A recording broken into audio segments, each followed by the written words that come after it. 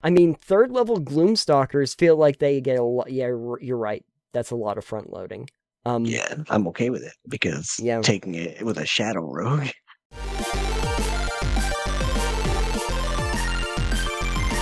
And so we come to our third class that we're going to be focusing on, which is the Ranger. Alex, you've played a Ranger. Once or twice, a Ranger or two. I have not had much familiarity with the Rangers. I think I played one for that 3.5 campaign that I did that one time. They are a classic, and I think it's interesting to see what they're doing with it. We talked about the initial part when they came out with the first playtest, but design notes that they've given, some updates. First of all, Deft Explorer replaces the expertise feature at first level. It includes one expertise choice along with some terrain-oriented material. So we'll talk a little bit about that. Yeah. Yeah, apparently this is playtesters requested this. Yeah. Because before you would have favored terrain. I don't know if it was in 5th or if it was in earlier editions. I think it might have been 5th. I think it had favored terrain, so this sounds like it's got some similarities there. Sure. We'll check it out, though. Yeah, we'll check it. Spellcasting has a few changes. Spell preparation is no longer tied to the level of your spell slots. This seems to be a common occurrence. Which seems to be an overall change, yep. Yeah. The Ranger can change one prepare spell upon finishing a long rest. Also seems to be pretty common now. And cantrips are no longer included. The Ranger instead gets weapon mastery at first level. Oh, okay. So if you look down here, it doesn't look like they actually know cantrips. They don't. They do not know cantrips. Which I think puts it on par with other half-casters. Like the Paladin. Yeah. For instance, I don't think the Paladin knows cantrips either. So I think that's probably a good thing because a lot of the cantrips that casters get are ones that are like, hey, these are kind of staple because they're damage dealing, where the Ranger is not really, based on that. So I think that's probably fine. Yeah. Weapon mastery is a new first level feature. We'll talk about that in a second. And then favored enemy has moved to second level, and no longer. There is more, so don't worry. Yeah. No longer removes concentration from Hunter's Mark. Which was overpowered in playtests. Feature instead now allows you to cast a spell a number of times without expending a spell slot. Okay. Nice. Subclass levels now match your progression in 2014, ensuring compatibility with subclasses print. Sure. Conjure Barrage is a new 9th level feature. That sounds fun. Oh, we're going to talk about that, yeah. Nature's Veil no longer uses spell slots, and it has moved to 14th level. Okay. Great. Tireless now gives temporary hit points as an action, as in Tasha's Cauldron of Everything. Conjure Volley is a new 17th level feature. I assume it's similar to Conjure Barrage in some senses. Sounds it. Speaking of senses, Feral Senses has returned to level 18. And then Foe Slayer, new and improved version of the 2014 feature has returned to 20th level, replacing Epic Boon. And it is not limited to once per turn, apparently. Yeah. This is interesting. I don't necessarily mind this idea of them replacing the epic boons at 20th level. I think people like to have specific class features for those. Yeah, let's look at the Ranger class features real quick. There's a lot of changes here. First level, well, the spell casting, we know pretty much about that. But Deft Explorer. You are an unsurpassed explorer. Choose one of your proficiencies in a skill that appears on a Ranger skill list. You gain expertise in that skill. In addition, you choose 2 types of terrain, from Arctic, coast, desert, forest, grasslands, mountain, swamp, or the Underdark, and you have advantage on intelligence checks about the chosen terrains, and advantage on wisdom checks to track creatures in them. Is that pretty much what it was like in 5? Yeah, you would be better at navigation, nature checks type deals, and then survival checks in them. This is just survival checks that track creatures, but I feel like it should just be survival checks in general. Yeah. But that's fine. Yeah. And 2 types. I thought that Rangers traditionally had only gotten the 1 type. They had a favorite. Yes. Type. Okay. And it does go on to say that whenever you finish a long rest, you can meditate and replace one of the chosen types with a different type from the list. Oh, okay. So it is something you can swap around. So if you're going from biome to biome, that's helpful, I guess. You also get weapon mastery at first. So training in weapons allows you to use the mastery property on 2 kinds of weapons of your choice, such as longbows and longswords. And whenever you finish a long rest, you can change the types of weapons you can choose. So, again, long rests, you can just change out your whole arsenal pretty much about the ranger spell. Does this say what the mastery does, though? What the mastery does? No.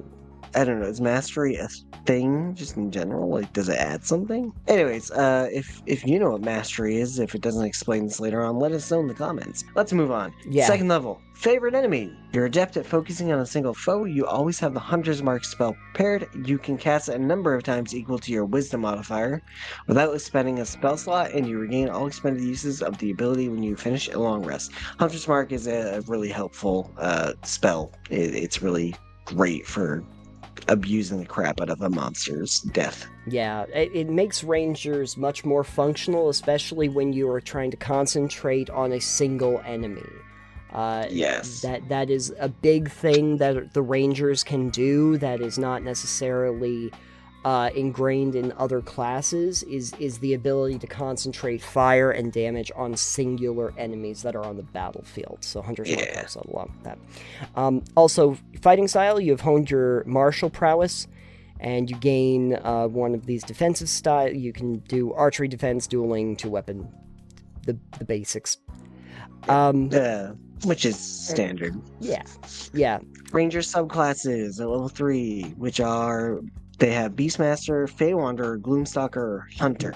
Yes. And I think Hunter we talked about before. That's usually a standard one, but... Yeah, and Beastmaster is probably going to be the fun one for people that has the animal companion, so... I'm actually more interested in Gloomstalker when we get to that, because I kind of remember something about that before, and I think people didn't like it all that much, but we'll see. 4th level, ability score increase, extra attack at 5th. 6th level. That's nice. Usually, I feel like that's usually 6, but I'll take it. It was 6th with the subclass for the Bard. Oh, okay. Yeah, because it was a subclass feature. But yeah, no, I think for martial classes, I think it's usually 5th. That's fair. I do like this next feature at 6th level. Yeah, roving. Your speed increases by 10 feet while you aren't wearing heavy armor. You're probably not going to be wearing heavy armor as a ranger. No. Just saying. You also have a climb speed and swim speed equal to your speed, which has been increased by 10 feet. So you've got decent climb and swim speed. You're just moving along. Yeah. 7th is a subclass feature. Yes. 8th is an ability score improvement. 9th, Conjure Barrage. Yes. Barrage. Conjure Barrage. Barrage. Cabage. It was French for a second. Baja. Yeah, it's a cabage. We conjure a cabbage. We conjure cabbage. Yes. Excellent. Okay, yeah, so Conjure Barrage. Channeling Nature's Might, you can cause your weapon to multiply and strike at creatures before you. You always have the Conjure Barrage spell prepared. Okay. Nice. Crowd control. Good to know. You have a Deft Explorer improvement at 9th, where you gain expertise in a skill, choosing one of your proficiencies. And in addition, choose 2 more terrain types.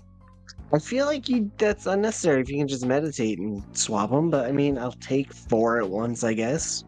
How many biomes are you going through before finishing a Minecraft? 16 blocks. If you're in Minecraft, the Ranger is really great for you. 10th, let's see. Tireless. What are the Arctic, coast, desert, forest, grassland, mountain, swamp, underdark? I mean, you can have half that list, so it's fine. Yeah. At a certain point, I start to wonder what the point is of even just, like, having a favored terrain at all. You might as well just make it all of them.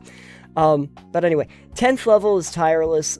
Primal Forces now help fuel you on your journeys. So you get temporary hit points. As an action, you can give yourself a number of temporary hit points equal to 1d8, plus your Wisdom modifier.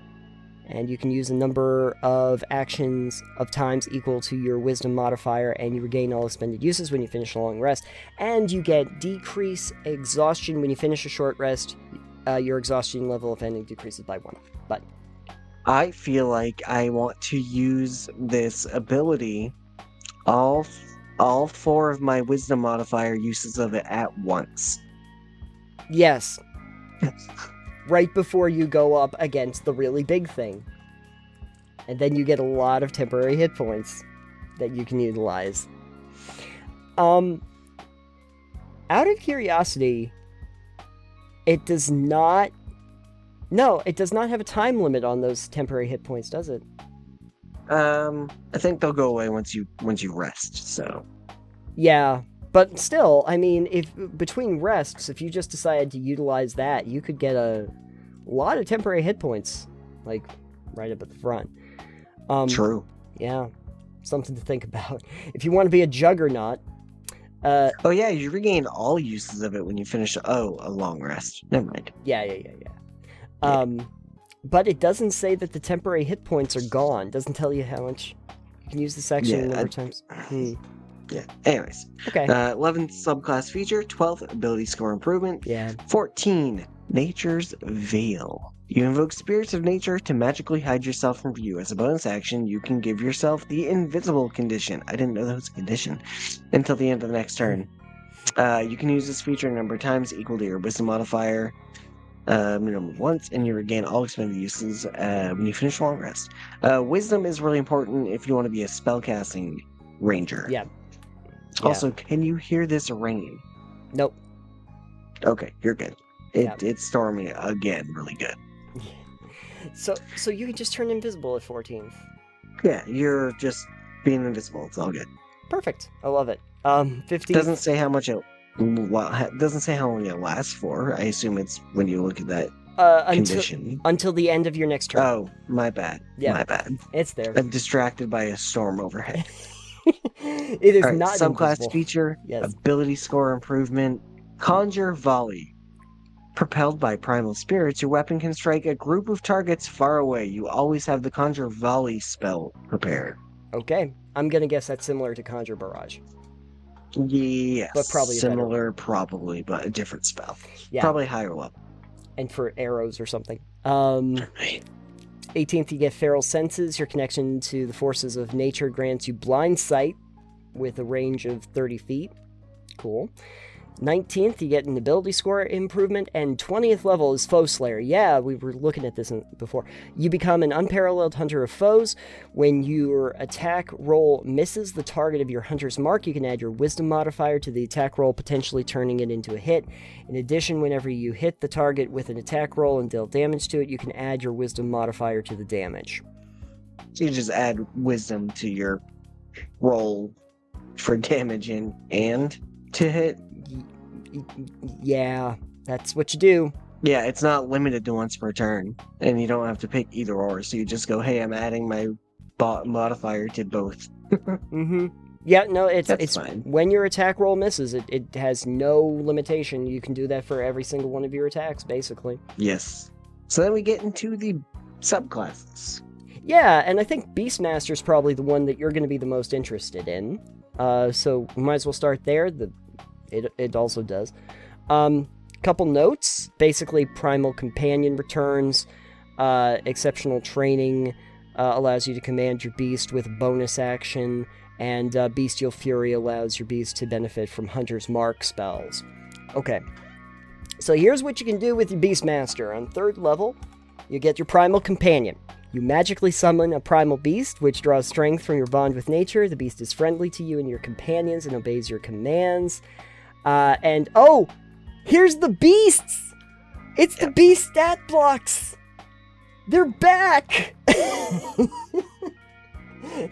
The beasts of the land, beasts of the sea, and beasts of the sky. They're back. They found something to do with it. Yeah, you're no longer a druid, you're just a companion. Yeah, you're just a companion character to the ranger. Yay!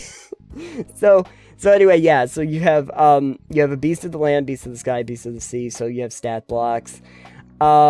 And in combat, the beast acts during its own turn, and you can use its reaction on its own, but the only action it can take is the dodge action. Okay, so... Well, you missed the part where you said you also determine the kind of animal the beast is, choosing the kind appropriate for the stat block. Whatever kind you choose, the beast bears primal markings, indicating its supernatural origins. Ooh. There you go. Feisty. Cool. Yes. Can move and use their action on its own, but the only action it takes is dodge action unless a bonus action is taken during a turn to command it to take a different action. Mm-hmm. If it dies within the last hour, you can use your action to touch it and expend a spell slot of first level or higher, and it returns to life within a minute with all of its hit points restored. Okay.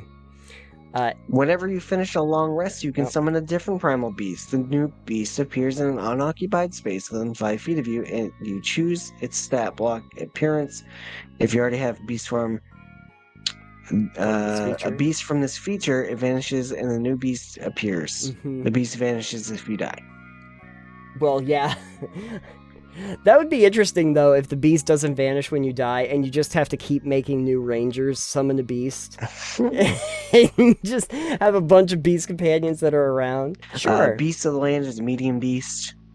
5 plus 5 times your ranger level HP. Sure. Strength, Dex, Con of 14, 14, 15. Let's see. Dark Vision, Passive Perception. It knows Charge.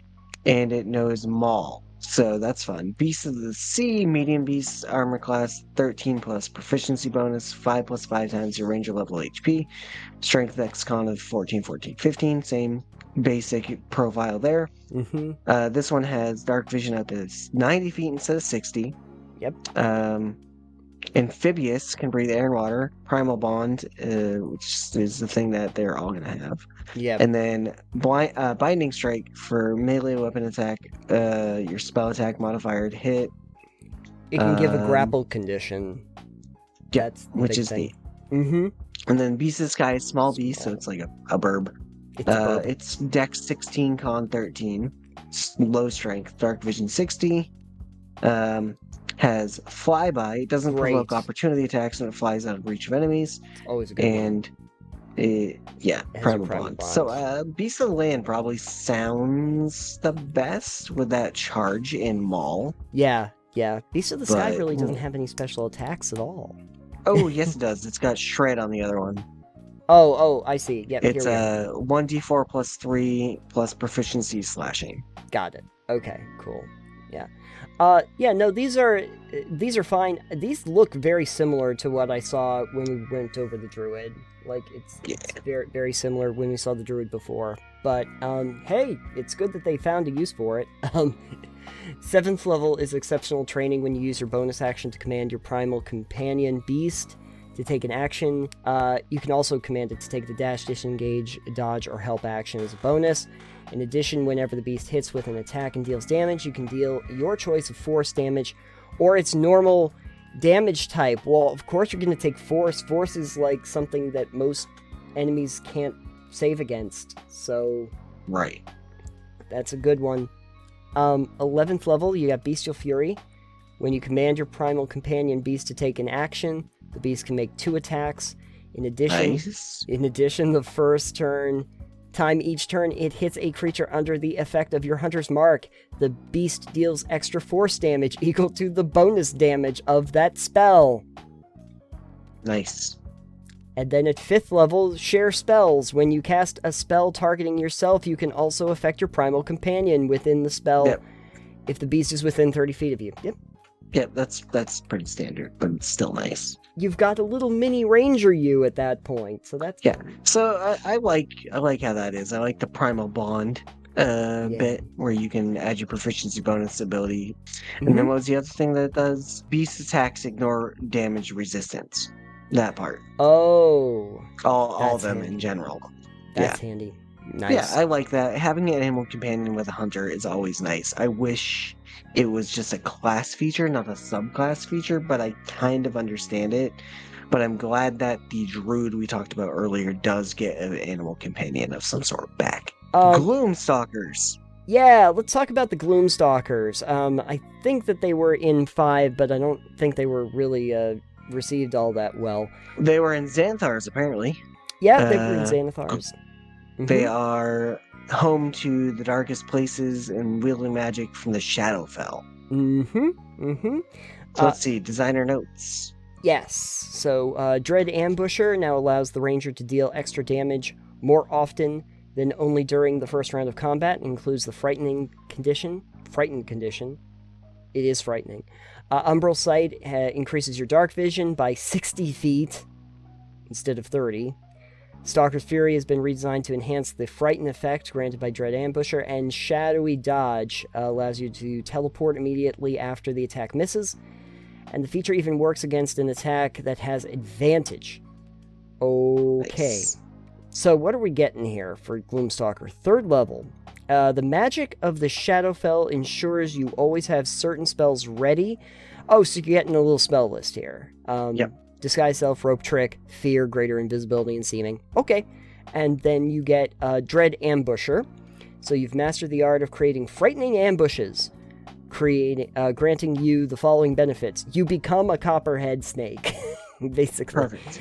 Ambushes leap at the start of the first turn of each combat. Your speed increases by 10 feet until the end of that turn. Nice. Oh, would that stack with the 10 feet that you got? Just from the ranger itself? Yeah, I think it would. Yeah. You're going to move so quickly with that class. And then Frighten, per turn, when you attack a creature and hit it with a weapon, you can deal an extra 1d8 psychic damage to the target and force it to make a wisdom saving throw against your spelled save. On a failed save, it has the Frighten condition. Until the start of your next turn, you can use this benefit a number of times equal to your wisdom modifier, and you regain all expended uses after a long rest. And you've got an initiative bonus. When you roll initiative, you can add your wisdom modifier to the roll. Great. You get all of these, apparently. It's not just you pick, it's you get the following benefits. These are all benefits you get for Dread Ambusher. Nice. That's pretty great. That's honestly a lot of stuff. That's a lot of stuff. But it gets better. At 3rd level, you also get Umbral Vision. Umbral Sight. There's a lot of front loading. I would just make a 3rd level Gloomstalker and then multi-class out of it. Yeah, I know, because your Umbral Sight means that you have a dark vision out to a range of 60 feet. And if you already have dark vision when you gain it, its range is increased 60 feet. It increases by 60 feet. And you're adept at evading creatures that rely on dark vision. While entirely in darkness, you have the invisibility condition to any creature that relies on dark vision to see you in the darkness. Okay. I'm attacking the darkness. I'm casting magic missile at the darkness. Yeah, I mean, 3rd level Gloomstalkers feel like they get a lot. Yeah, you're right. That's a lot of front loading. Yeah, I'm okay with it because taking it with a shadow rogue. 7th level, Iron Mind. You have honed your ability to resist the mind-altering powers of your prey. You gain proficiency in wisdom saving throws. If you already have this proficiency, you instead gain proficiency in intelligence or charisma, your choice. You know, I just thought of something. Using a Umbral Sight and just in general having that blind sight, blind sense later, you get a Ranger Gloomstalker. Yep. And you make sure you know this spell Darkness. Oh, yeah. And just fight in darkness. Fight in the darkness, yeah. I fight in the darkness now. Not just from it. 11th level, you get Stalker's Fury. So when you use the Frighten effect of your Dread Ambusher feature, you can cause one of the following additional effects. Sudden Strike, you make another attack with the same weapon against a different creature inside 5 feet of the original target and within the weapon's range. Or Mass Fear, each creature within 10 feet of the target must make a wisdom saving throw against your spell save. On a failed save, a creature has the frightened condition until the start of your next turn. Great. And then on 15th level, Shadowy Dodge. You can dodge with wisps of supernatural shadow around you. When a creature makes an attack roll against you, you can use the reaction to impose disadvantage on that roll. If the attack then misses, you can teleport up to 30 feet to an unoccupied space, you see? Okay? Yeah, this needs to have the subtext of you can only use this once per turn. Oh my god, yeah. Tell me about it. You'll see people that teleport halfway across the game world if they get the option to abuse this. We're gonna peasant railgun this. Yeah, exactly. The Gloomstalker seems perfectly fine, but I will say that, like you were mentioning before, yeah, after 3rd level, it really tapers off a lot. Like, that 3rd level is really, that's a lot. That's a lot. You don't need much after that. But, Yeah, I like it though. I think it's neat. A nice shadowy hunter stalking and attacking from the shadows and total darkness. Oh yeah, it's good stuff. It's good stuff. So I think it might get picked up more than it was before. I'm still thinking though that your Beastmaster is probably preferable at this point. But we'll talk a little bit about Hunter, because that was the one in the original playtest material. It has Hunter's is been a really fun one over the years. Well, Yeah. over the years, it has been a fun one. I enjoy it. I think it's decent, but we'll see what they did. Yeah. Couple changes since we looked at the original playtest material. Hunter's Prey now contains the 3 feature options that appeared in 2014. So Giant Killer has been renamed to Retaliator. Now works against attackers of any size. Nice. Yeah. Hunter's Lore has moved from 6th to 3rd level. Of course. They're front-loading 3rd levels, I swear. Defensive Tactics returns, but it contains Evasion and Uncanny Dodge from Superior Hunter Defense, and includes a new option, Hunter's Leap. Feedback from the 2014 Hunter strongly preferred the options in Superior Hunter's Defense over the ones in Defensive Tactics. Superior Hunter's Prey replaces multi-attack and lets you choose another option from Hunter's Prey, and Superior Hunter's Defense now lets you choose another option for Defensive Tactics. Okay, so let's see what they did to the Hunter today. 3rd level, Hunter's Prey. You gain one of the following feature options of your choice. All right. Okay, so you got 3. You got the Colossus Slayer, Horde Breaker, Retaliator. Your Colossus Slayer. Your tenacity can wear down even the most resilient foes. When you hit a creature with a weapon, the weapon deals an extra 1d8 damage to the target if it's missing any of its hit points. You can deal this extra damage only once per turn.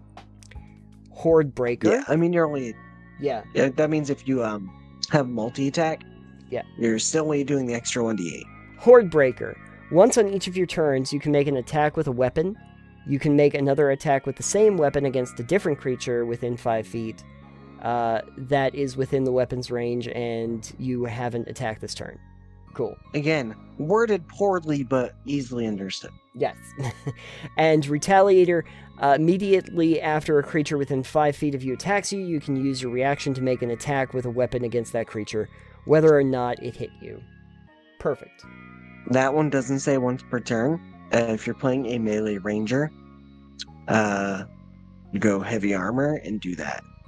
Although I am wondering if you're limited because it's using your reaction. Do you only just get the one reaction per turn? I guess that's probably true. Yeah.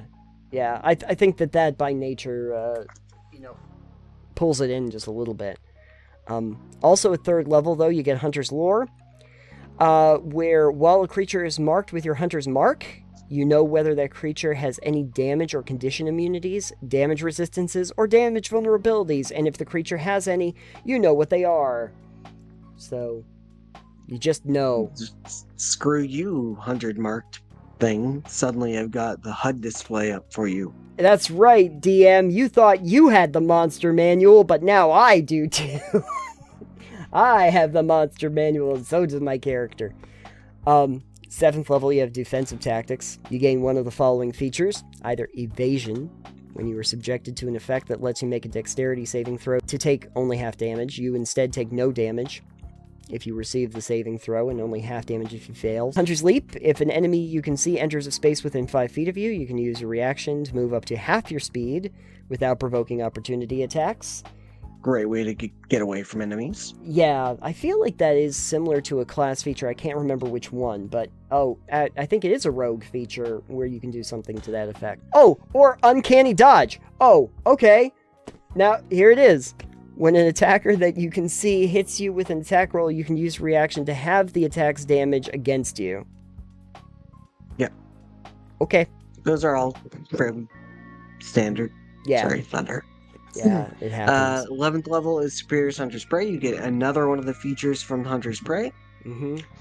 And then 15th is just another one of the defensive tactics. Yeah, okay. So it's just reinforcement of the previous ones. Okay, that's fine. Right, which is fine. Those are good things to reinforce, honestly, so. Yeah, exactly. So I think the Hunter is pretty straightforward here.